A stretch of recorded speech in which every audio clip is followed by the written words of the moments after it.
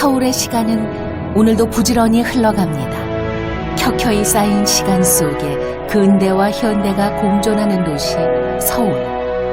가벼운 산책길에 오래된 시간의 숨결과 마주할 수 있죠. 이 정동길을 걷는 것은 곧 우리 지난 100년의 역사를 돌아보는 그런 길이기도 합니다. 마치 시간 여행자가 된 듯한 그런 느낌이에요. 서울로 떠나는 첫 번째 여정. 근대로의 나들목이었던 정동을 걸어봅니다.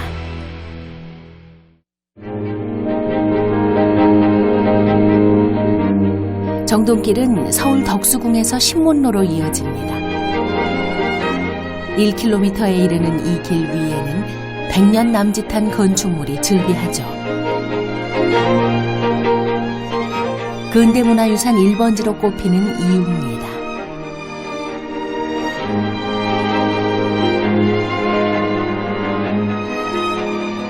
도심 한복판에 자리한 호젓한 산책로 정동길. 권기봉 작가와 함께 길을 나섰습니다. 이제 단풍도 하나둘 물들고 정동에도 이제 가을이 오는 모양입니다.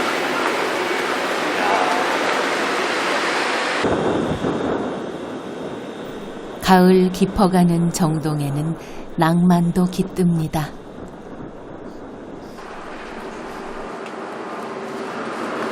이 정동길 같은 경우에는 서울 도심 안에서 거의 유일하게 남아있는 뭐랄까요, 여유가 있고 낭만이 흐르는 곳이잖아요. 그렇다 보니까 이영훈 선생이 짓고 쓴 이 광화문 연가를 비롯해서 50년대에는 그 정비석 선생이 쓴 그 자유부인까지 다양한 노래 그리고 문학의 배경이 되어 왔습니다.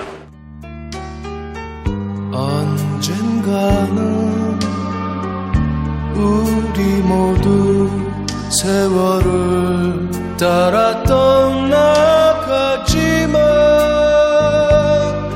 언덕 밑 정동길은 아직 남아있어요. 눈 덮인 조그만 교회다. 흔히 연인들의 데이트 코스로 알려져 있지만 정동은 꽤 깊은 역사를 갖고 있습니다. 정동길은 애당초 그 정동이라는 이름에서 이제 유래를 한 거죠. 이 정동은 그 태조 이성계의 비인 신덕왕후 강씨의 릉이 있던 곳입니다. 이름이 정릉이었는데요. 지금도 그래서 이 정동이라고 불리고 있습니다. 정릉은 터를 옮긴 지 오래지만 사람들은 정동이라는 지명에 정릉의 기억을 새겨 넣었습니다. 이제 우리나라 근대의 문을 열었던 덕수궁으로 향합니다.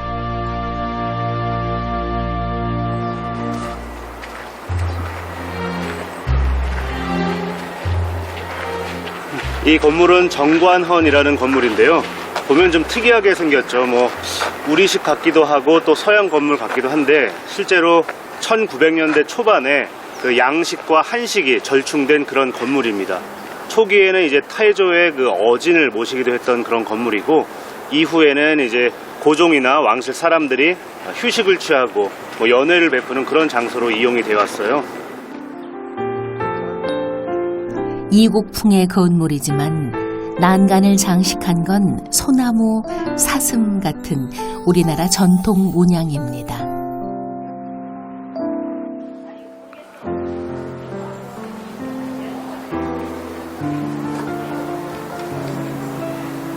왕실 사람들의 어떤 연회의 공간, 또 차를 마시고 커피를 마시는 공간으로 쓰여왔다고 하는데요.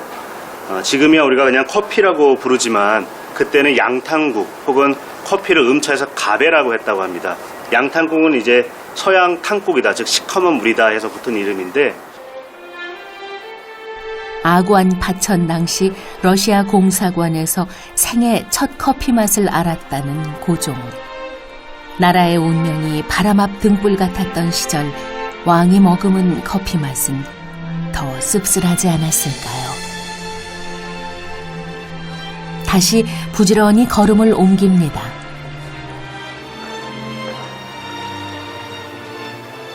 우리가 보통 서울이나 지방에 있는 이 근대기의 그 양옥 건물들을 보고 일반적으로 일제강점기에 일본 사람들이 지은 건물이라고 흔히들 알고 있는데요. 사실 정동에 있는 적지 않은 이 근대기의 건물들은 조선 말기 일제강점 이전에 조선인들이 어떤 근대화를 이룩해 나가려는 과정에서 지은 것들이 많이 있습니다. 뭐 정관원도 그렇고요. 바로 이 중명전도 그런 와중에 이제 태어난 그런 건물인 거죠. 그래서 어떻게 보면 지금은 좀 우리가 슬픈 역사를 일제강점기를 기억하고 있지만 그 이전에는 이 근대화를 이룩하기 위해서 노력했던 선조들의 노력, 열망을 읽어낼 수 있는 그런 건물이라고 할 수 있죠. 궁궐의 도서관으로 지어졌다가 고종의 집무실로도 사용됐죠. 날일변의 달월자가 아니라 눈목변의 달월자를 하고 있습니다. 저거는 밝을 명자가 아니라 밝게 볼 명자인데요. 왕이 정치를 해감에 있어서 아주 뭐랄까 진정성 있게 아주 해안을 가지고 해 나아가라 이런 의미를 녹아냈다고 보시면 됩니다. 근데 참 아이러니컬하게도 이곳에서는 조선, 나아가 대한제국이 멸망하게 되는 그 아주 중요한 사건이었던 을사늑약이 벌어진 그런 씁쓸한 현장이 되어버렸죠. 화려한 겉모습 뒤에는 뼈아픈 역사의 기억이 숨어 있습니다.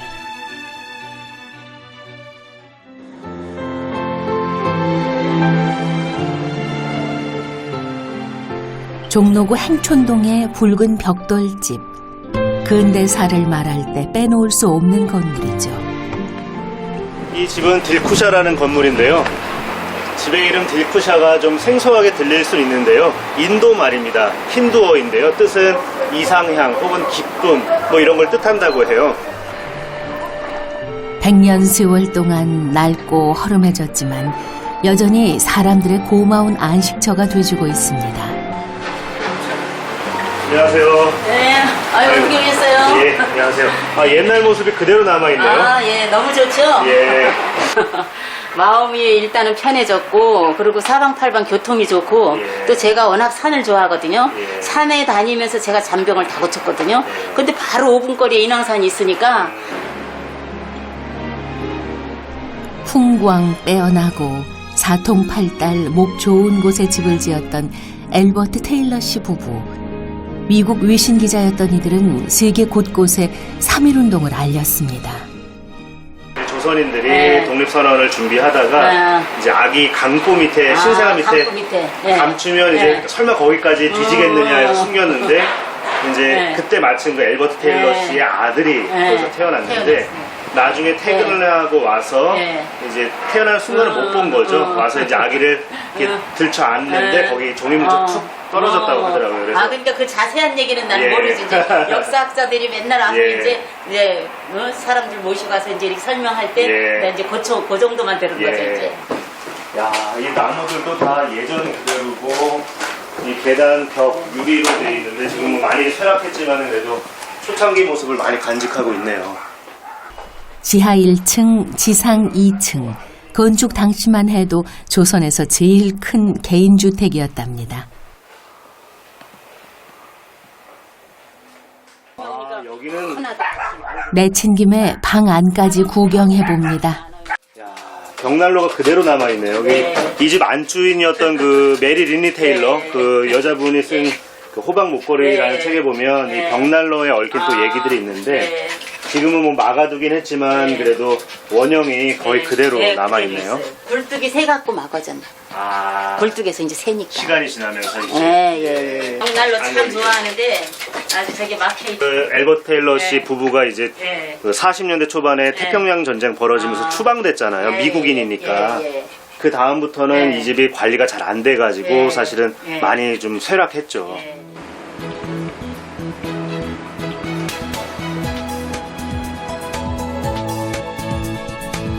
건물의 운명은 시대와 같이 합니다.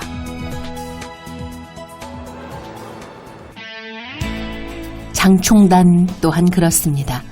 명성황후를 따라 순국한 충신들을 기리는 사당이 있었죠. 하지만 일본은 이곳을 동네 공원으로 바꿔놨습니다.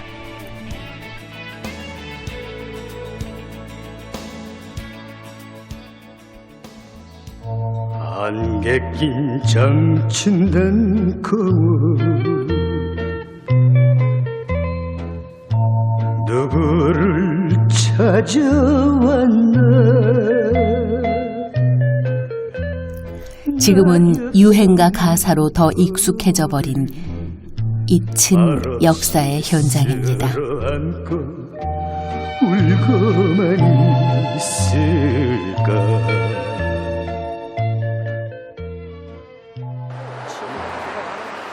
근대의 자취를 따라가는 여정은 계속됩니다. 장충동에서 족발 가게를 하는 김재현 씨. 골목 끝 자신의 집에서 꼭 보여줄 게 있답니다. 머리 다쳐요. 조심해서 들으세요. 야, 여기 이렇게 불이 있네요. 야, 아이고. 야, 이게 이제 새우죠. 예, 저쪽으로는 매실 이런 걸 다 담가놨어요. 예. 여기 담아갖고 이렇게 다 오는 거예요. 이렇게.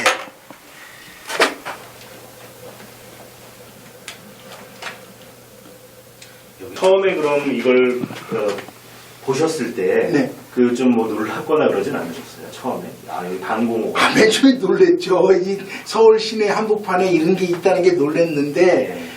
저희로서는 행운이죠. 이게 이렇게 서울 시내에 있다는 게 저희한테는 행운이고 또 저희가 장사를 하는 한 이 동굴이 굉장히 쓸모가 있죠. 새우젓을 저장하기 위해서 그 목적으로 이걸 산 거예요. 좀 비싸더라도 이걸 산 거예요. 예. 그 당시에 일제 때 보니까 여기가 그 일본군 고위 장교들 그 관사가 이 근처에 있었다고 하더라고요. 그래서 그 방공호로 팠다는 얘기가 있더라고요. 일본인들의 방공호였답니다. 길이만도 50여 미터에 달하죠. 그렇죠. 여기가 저 뒤는 뭐가 있는 거예요? 아니 저희 집이 이렇게 있으면 이렇게 동굴이 싼 거죠. 아, 저기 나가는 문. 그러니까 U자형으로 네. 말굽 모양으로 네. 집 뒤쪽으로 이제 이렇게 U자형으로 이제 그렇죠. 동굴이 있는 거네요.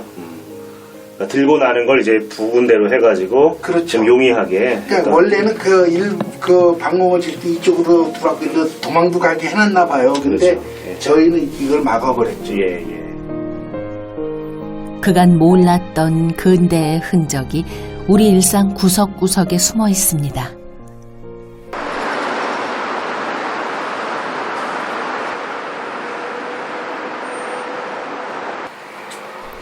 다시 정동으로 돌아왔습니다. 이 서울 역사박물관과 그 뒤에 새로 지은 경희궁 사이에 아주 비밀스러운 장소가 있는데요. 우리가 2차 세계대전 그중에서도 태평양 전쟁을 이야기할 때는 주로 영화나 뭐 다른 매체를 통해서 접하는 경우가 많은데 이 두 건물 사이에 아주 그 살아있는 현장이 남아 있습니다. 태평양 전쟁과 관련한. 그곳으로 한번 가보겠습니다. 안녕하세요. 예. 이곳을 좀 들어가 볼 수 있을까요? 여기가 그 방공호가 있던 곳이죠. 예, 바로 이곳이 방공호. 예.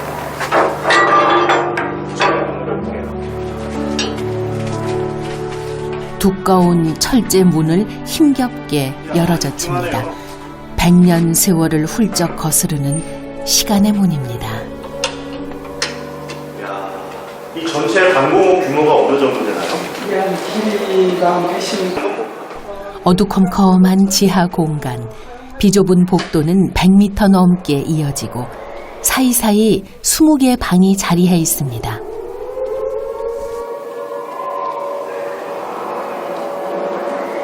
1938년에 그 일본이 세계 제2차 대전에 참전을 하게 되면서 예.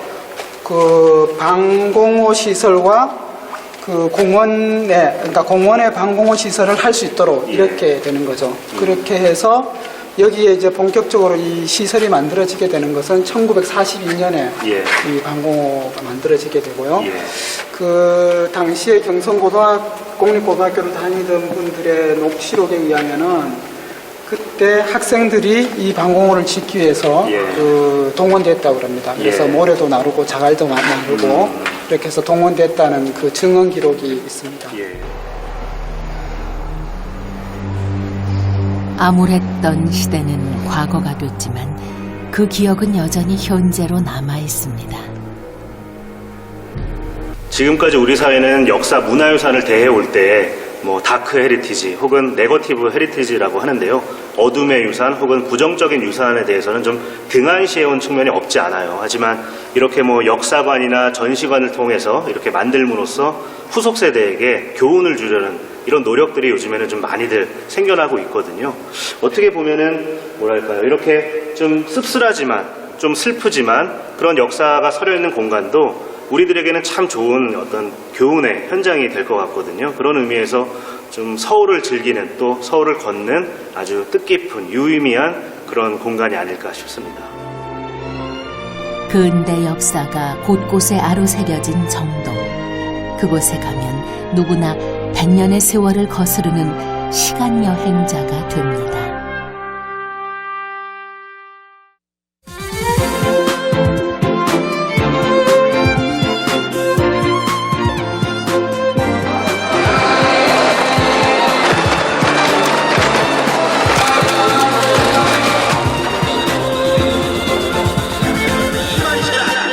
봄, 여름, 가을, 겨울마다 이 냄새가 틀려져요.